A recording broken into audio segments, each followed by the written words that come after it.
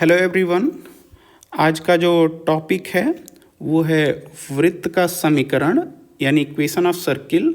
और आज दो फॉर्म देखेंगे।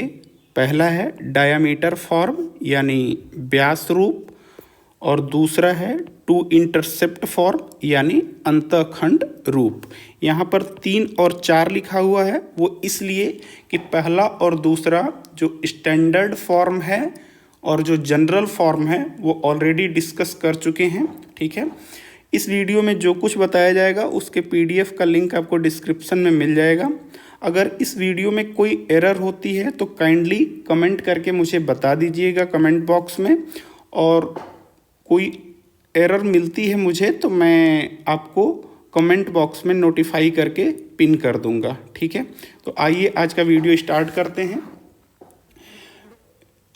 ये व्यास रूप और अंतःखंड रूप को डिराइव करने के लिए कुछ बातों को जानने की आवश्यकता है। सबसे पहला क्या है, आपने हाई स्कूल में पढ़ा होगा कि अर्धवृत्त का कोण समकोण होता है यानी 90 डिग्री, राइट एंगल। ठीक है, angle in a semi circle is right angle. तो आपको ये भी पता होगा कि जो व्यास होता है वो वृत्त को 2 बराबर भागों में बांटता है यानी 2 सेमी सर्कल में। तो हमारे पास यहाँ पर सर्कल बना हुआ है, तो मैं इसका अगर व्यास बनाने की कोशिश करूँ तो आपको ये भी पता है कि व्यास वृत्त के केंद्र से होकर के जाता है। ठीक है, तो मैं यहाँ पर एक व्यास बना रहा हूँ जो ये वृत्त के केंद्र से होके जा रहा है। तो अब आप क्या देख रहे हैं कि ये एक सेमी सर्कल है, राइट, और दूसरा सेमी सर्कल ये है। ठीक है, जस्ट ए सेकेंड, ये दूसरा सेमी सर्कल ये है। अब इस सेमी सर्कल पे मैं कोई भी पॉइंट ले लूं, मान लीजिए कि यहाँ पर कोई पॉइंट मैंने P ले लिया, यहाँ पर कोई भी पॉइंट P ले लिया। तो जब ये व्यास के जो एंड के सिरे हैं, एक पॉइंट मान लीजिए ये A है और दूसरा सिरा मान लीजिए ये B है, तो ये जो अर्धवृत्त का कोण समकोण होता है यानी राइट एंगल होता है। मैं इसको डिराइव नहीं कर रहा हूँ, जस्ट स्टेट कर रहा हूँ, आपको रिमाइंड करा रहा हूँ। तो अगर आप ध्यान देंगे तो ये जो व्यास के सिरे हैं, अगर इनको पॉइंट P से जोड़ दिया जाए कुछ इस तरीके से, देखिए, ठीक, फाइन, ठीक है। तो ये जो कोण बनेगा, यहां पर जो कोण बनेगा, ये कोण, ये 90 डिग्री का होगा। ये कोण जो आपका होगा ये 90 डिग्री का। यही अर्धवृत्त के कोण का समकोण होने का अर्थ है। ठीक है, ये पॉइंट P जो यहां पर है, ये पॉइंट जो P यहां पर मैंने बनाया है वो कहीं पर भी हो सकता है, ये इस सेमी सर्कल में किसी भी बिंदु पर हो सकता है। तो ये कोण कितना होगा, 90 डिग्री का। मैंने एक एग्जाम्पल यहाँ पर ले लिया है। ठीक है, तो ये बातें क्लियर आपको होनी चाहिए। ठीक है, कि सेमी सर्कल पर अगर मैं कोई पॉइंट P लेता हूँ तो जो कोण होगा अर्धवृत्त का, जो व्यास के सिरों को मिलाने से बनेगा, वो 90 डिग्री का होगा। अब इसका एक उपप्रमेय होती है। उपप्रमेय क्या है कि अगर सेमी सर्कल के पॉइंट पर या वृत्त के किसी भी बिंदु पर अगर किसी जीवा के द्वारा, जीवा मतलब कॉर्ड, व्यास भी एक जीवा होती है जो वृत्त की सबसे बड़ी जीवा होती है। तो अगर सेमी सर्कल में कोण 90 डिग्री है तो उसके जो सामने की भुजा है ये व्यास कहलाएगी। ठीक, तो ये बात ध्यान रखेंगे। ठीक है, बस इसी का अपोजिट है। ठीक है, कि अगर आपका वृत्त के किसी बिंदु पर कोण 90 डिग्री का बन रहा है तो जो उसके सामने की भुजा है वो वृत्त का व्यास होगी यानी डायामीटर होगा। ठीक है, क्योंकि डायामीटर ही जो होता है वृत्त को 2 बराबर भागों में विभाजित करता है। ठीक है, तो पहला पॉइंट ये है। ठीक है, दूसरा पॉइंट क्या है, किसी रेखा का स्लोप निकालना, स्लोप ऑफ अ लाइन। रेखा की प्रवणता कैसे निकालते हैं, अगर हमें कोई 2 बिंदु P और Q दिया है, P का निर्देशांक x1, y1 है, और Q का निर्देशांक x2, y2 है। ठीक, तो जो स्लोप ऑफ अ लाइन होता है जिसे हम m से रिप्रेजेंट करते हैं, यानी रेखा की जो प्रवणता होता है, आप लोगों को हाई स्कूल ज्योमेट्री से पता होगा कि वो होता है y2 minus y1 upon x2 minus x1। ठीक है, तो आप यहाँ देखेंगे कि ये y कोऑर्डिनेट का डिफरेंस है पहले y2 minus y1 divide by उसके बाद किसका है x कोऑर्डिनेट का डिफरेंस यानी x2 माइनस x1 यानी x2 माइनस x1। ये बात ध्यान रखेंगे कि अगर दो बिंदु दिए हुए हैं तो हम रेखा की प्रवणता किस प्रकार से निकालते हैं। ठीक है, सबसे पहले y कोऑर्डिनेट का डिफरेंस यानी y2 minus y1 divide by x coordinate का डिफरेंस x2 माइनस x1। ठीक, उसके बाद आपको हाई स्कूल ज्योमेट्री से ये भी पता होगा कि अगर दो रेखाएं, देखिए ये लाइन 1 है, ये आपकी लाइन 1 है। ठीक है, लाइन 1 है जिसका स्लोप m1 दिया हुआ है। ठीक, ये आपकी लाइन 2 है जिसका स्लोप m2 है, और मैं आपको बता रहा हूं कि ये 90 डिग्री पे इंटरसेक्ट कर रही हैं। तो इनकी कंडीशन होती है कि फर्स्ट लाइन का slope m1 into second line का स्लोप ये -1 के बराबर होता है। ठीक है, अगर दो लाइन एक दूसरे को 90 डिग्री पर यानी परपेंडिकुलर इस इंटरसेक्ट कर रही हैं तो उनके जो स्लोप का प्रोडक्ट होता है वो -1 के बराबर होता है। ठीक है, इन तीन बातों को अगर ध्यान में रखेंगे तो जो व्यास फॉर्म है वो काफ़ी आसानी से समझ में आ जाएगा। ठीक है, तो आइए अब देखते हैं व्यास फॉर्म क्या है वृत्त के समीकरण का। यहाँ पर मैंने एक वृत्त बना रखा है, ये देखिए सेंटर है यहाँ पर, और चूंकि ये व्यास है जो कि केंद्र से होकर के जा रहा है, तो मान लीजिए कि ये वृत्त के एक सिरा A है और दूसरा सिरा B है। वृत्त का एक सिरा A है और दूसरा सिरा B है। मान लीजिए कि एक सिरे का निर्देशांक x1, y1 है तथा दूसरे सिरे का निर्देशांक x2, y2 है। वृत्त जो होता है 2 डायमेंशनल फिगर होता है, तो इसीलिए इसके दो कोऑर्डिनेट हैं x और y।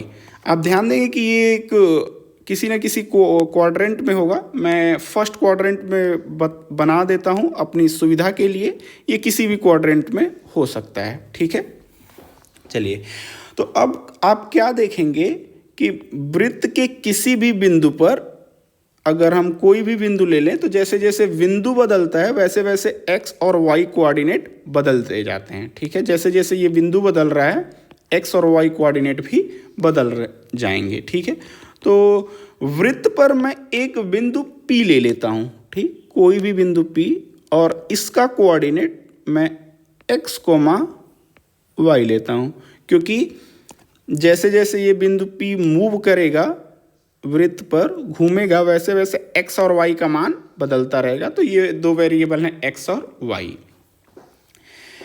ध्यान दीजिए, अगर ये जो बिंदु P है, अगर इसको मैं A से मिला दूं,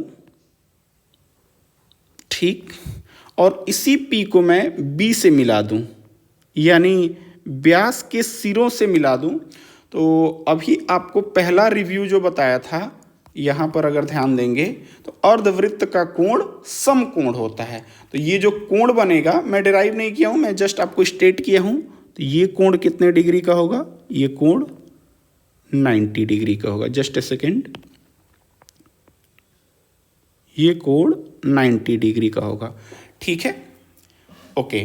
तो अब आप बताइए स्लोप ऑफ लाइन AP, ये जो लाइन है इसका स्लोप क्या होगा?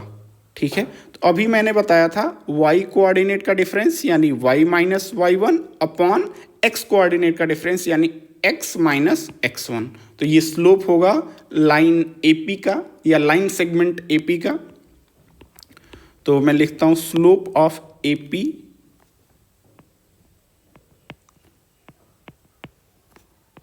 जस्ट ए सेकेंड,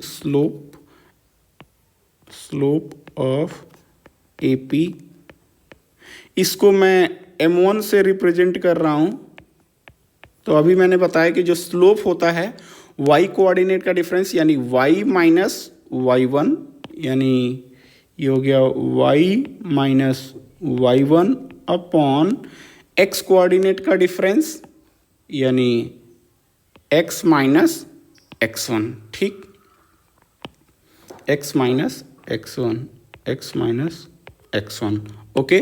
तो ये हो गया स्लोप ऑफ लाइन AP, ठीक है। इसी प्रकार से अगर आप देखेंगे इस लाइन का स्लोप, आप ध्यान से देखिए, स्लोप ऑफ BP, ये लाइन सेगमेंट है, रादर मैं बार बार लाइन बोल रहा हूँ बट आपको पता है कि ये लाइन सेगमेंट है। तो लाइन सेगमेंट पे अगर दो बिंदु पता हो P और B तो आपको स्लोप निकालना अभी बताया था यहाँ पर, ठीक है। इस वाले में स्लोप कैसे निकालते हैं, y कोऑर्डिनेट का डिफरेंस अपॉन x कोऑर्डिनेट का डिफरेंस, ठीक है। तो यहाँ पर अगर मैं लिखूं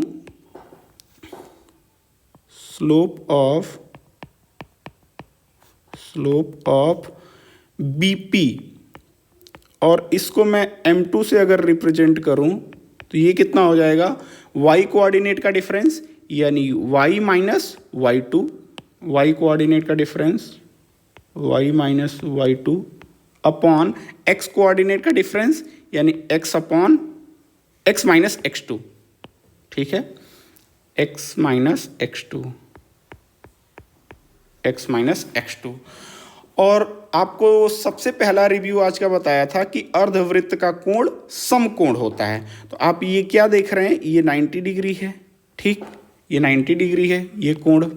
और आप देख रहे हैं कि AP का स्लोप M1 हमने यहाँ फाइंड किया हुआ है और BP का जो स्लोप है वो M2 फाइंड किया हुआ है। तो और ये दोनों 90 डिग्री पे इंटरसेक्ट कर रहे हैं, इसलिए M1 इंटू M2 क्या हो जाएगा, -1, M1 इंटू M2 क्या हो जाएगा, -1। ऐसा इसलिए है क्योंकि AP लाइन जो लाइन सेगमेंट जो है परपेंडिकुलर है BP लाइन सेगमेंट के, ठीक है। इसलिए इन दोनों के स्लोप का प्रोडक्ट -1 होगा। तो अगर आप M1 का मान देखें तो यहाँ पर देखिए M1 का मान हमारे पास है और यहाँ पर M2 का, तो ये मान मैं कॉपी कर लेता हूँ।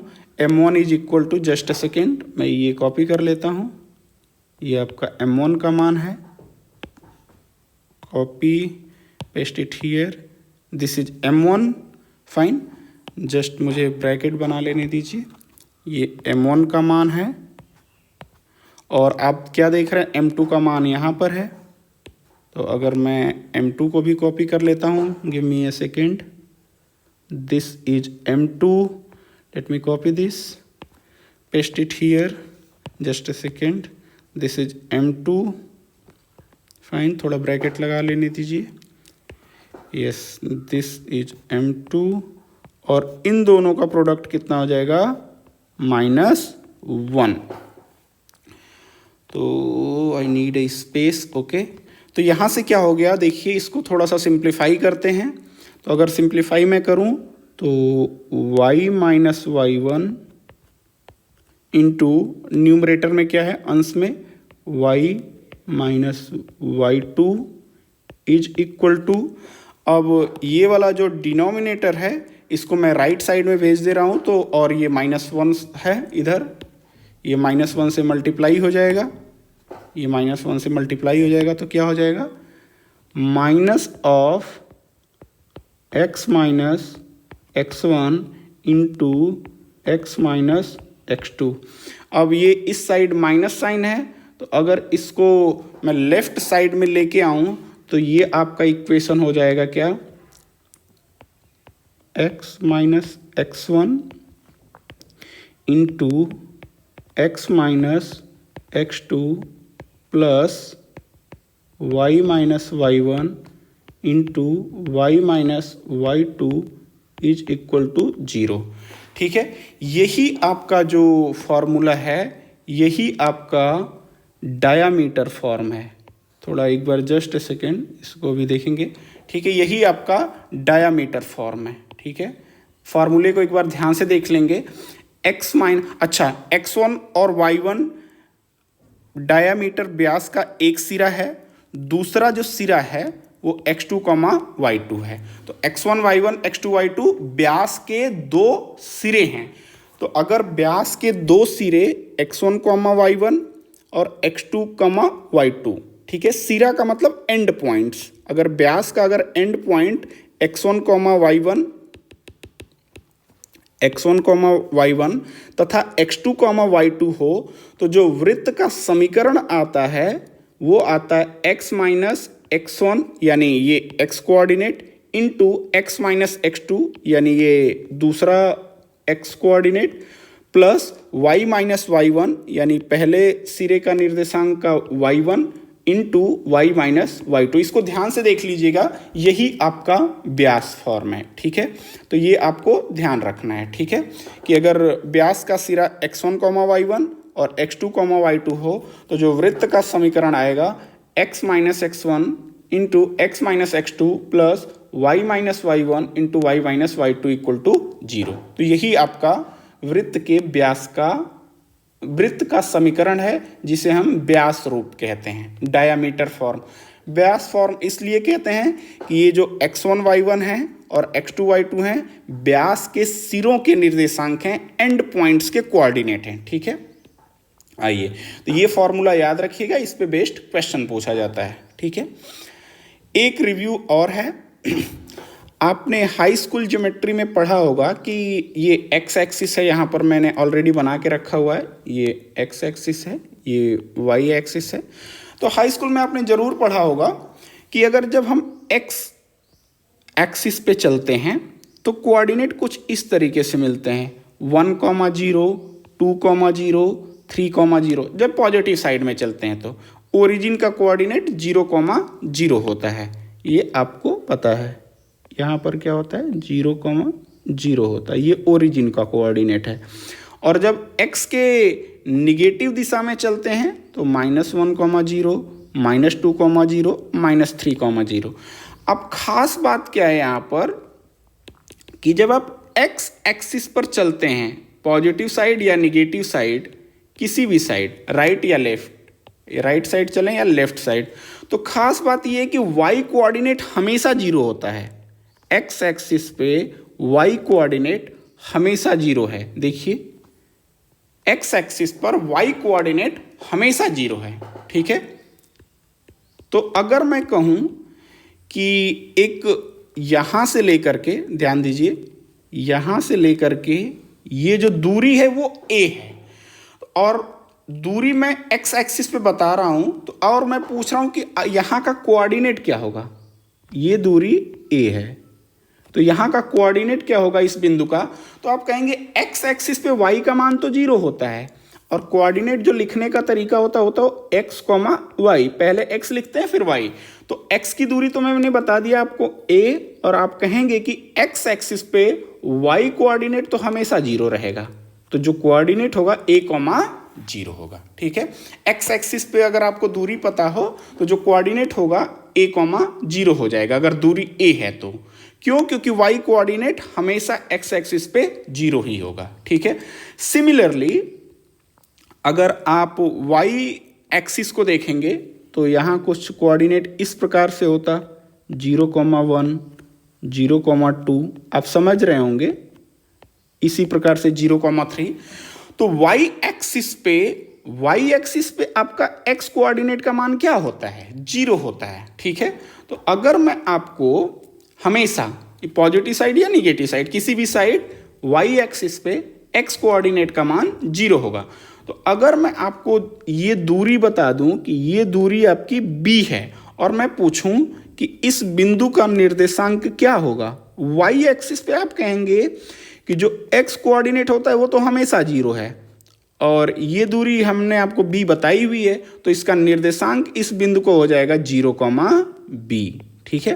तो y एक्सिस पे अगर दूरी पता है तो निर्देशांक बताने के लिए कुछ नहीं, क्योंकि x का मान हमेशा y एक्सिस पे 0 होगा, x का मान 0 होगा। तो और निर्देशांक जो लिखते हैं x, y, तो x का मान 0 हो गया और y का मान b, क्योंकि ये दूरी जो है b के बराबर दी गई है, ठीक है। तो ओवरऑल रिजल्ट ये है कि अगर ये इस तरीके से आपकी एक्सिस है, ये x है और y है, और यहाँ तक की दूरी आपकी a दी हुई है, यहाँ से यहाँ तक अगर ये दूरी a है तो जो कोऑर्डिनेट हो जाएगा वो a,0 हो जाएगा। अगर ये दूरी a है, जस्ट ए सेकेंड, अगर ये दूरी a है तो इसका जो कोऑर्डिनेट हो जाएगा a,0, और अगर ये दूरी b है यहाँ से यहाँ तक, जस्ट ए सेकेंड, ये दूरी b है तो जो ये बिंदु है इसका जो निर्देशांक होगा, कोऑर्डिनेट होगा, x का मान 0 और y का मान b, ये दूरी आपकी b दी हुई। ठीक है, तो इस तरीके से एक्सिस पे कैसे कोऑर्डिनेट लिखते हैं ये आपको आना चाहिए। ठीक है, x एक्सिस पे y कोऑर्डिनेट 0 होता है, y एक्सिस पे x कोऑर्डिनेट 0 होता है। ठीक है, तो आइए, ठीक है, अब हमें उस वृत्त का समीकरण निकालना है जो कि मूल बिंदु से होकर जाता है। तो देखिए, ये मूल बिंदु से होकर सर्किल जा रहा है, ये हमारा सर्कल है जो कि मूल बिंदु से होकर जा रहा है। ठीक है, पहली बात तो मूल बिंदु से होकर जा रहा है। दूसरा, जो अक्षों से a और b अंतःखंड काटता है, अक्षों से a और b अंतःखंड काटता है। चूंकि यहाँ पर ये नहीं दिया है कि कौन सा x और कौन सा y, तो जैसे आप पहले x कोऑर्डिनेट लिखते हैं और फिर y कोऑर्डिनेट, तो जो यहाँ पर इंटरसेप्ट दिया है, जो a का मान है वो x एक्सिस पर इंटरसेप्ट है और जो b का मान है वो y एक्सिस पे इंटरसेप्ट है। तो o से लेकर के a की दूरी है आपकी स्मॉल a, ठीक, और o से b तक की दूरी है, ये जो OB है, ये दूरी आपकी b के बराबर है, ये दूरी आपकी b के बराबर है। उसी प्रकार से ये जो दूरी है O से लेकर के A तक, ये स्मॉल a के बराबर है। ठीक है, और यही आपका देखिए, ये जो A दूरी है O से लेकर के A तक, यही आपका x एक्सिस पे इंटरसेप्ट है जो A के बराबर है। O से लेकर के कैपिटल B तक की जो दूरी है, यही इंटरसेप्ट है y एक्सिस पे जो कि B के बराबर है। ठीक है, तो अगर मैं आपसे ये बिंदु A का निर्देशांक पूछूं, इस बिंदु का अगर मैं आपसे निर्देशांक पूछूं A का, तो आप बता सकते हैं, क्योंकि चूंकि ये A x एक्सिस है तो x एक्सिस पे दूरी आपकी इंटरसेप्ट A है और x एक्सिस पे y कोऑर्डिनेट 0 होता है। तो कैपिटल A का निर्देशांक हो गया स्मॉल a, 0। सिमिलरली अगर मैं बिंदु B का निर्देशांक पूछूं, इस बिंदु का, तो आप कहेंगे इसका निर्देशांक होगा, चूंकि y एक्सिस पे दूरी B है और y एक्सिस पे x कोऑर्डिनेट हमेशा 0 होता है, तो इसका निर्देशांक हो गया 0, b।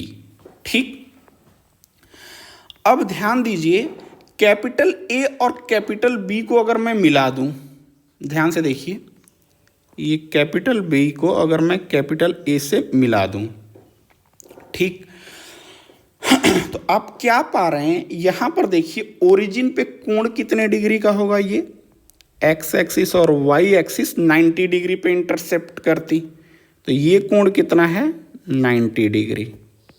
ठीक है, तो अब 90 डिग्री के जो सामने की जो भुजा होगी वो क्या होगा। अगर आपको पहला रिव्यू याद है, जस्ट सेकेंड मैं फिर से आपको रिमाइंड करा देता।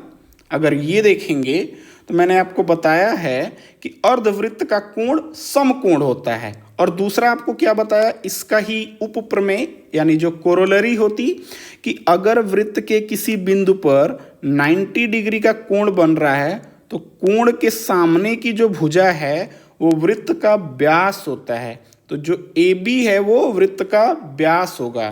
तो सिमिलरली यहां पर देखिए, just a second, give me a second, let me go to the right page, yes this one. तो आप क्या देख रहे हैं कि ये कोण कितने डिग्री का है, 90 डिग्री का।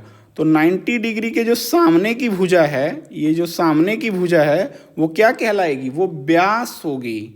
ठीक, तो ये जो कैपिटल AB है वो 90 डिग्री के सामने है, इसलिए AB क्या होगा, वृत्त का व्यास होगा।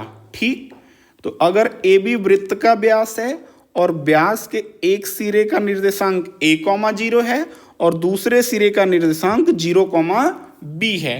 अभी आपने पढ़ा है कि वृत्त के व्यास के अगर निर्देशांक x1 और y1 हो, ठीक है, यहाँ पर x1 और y1 हो और x2 और y2 हो, तो वृत्त का समीकरण ये होता है, ठीक है।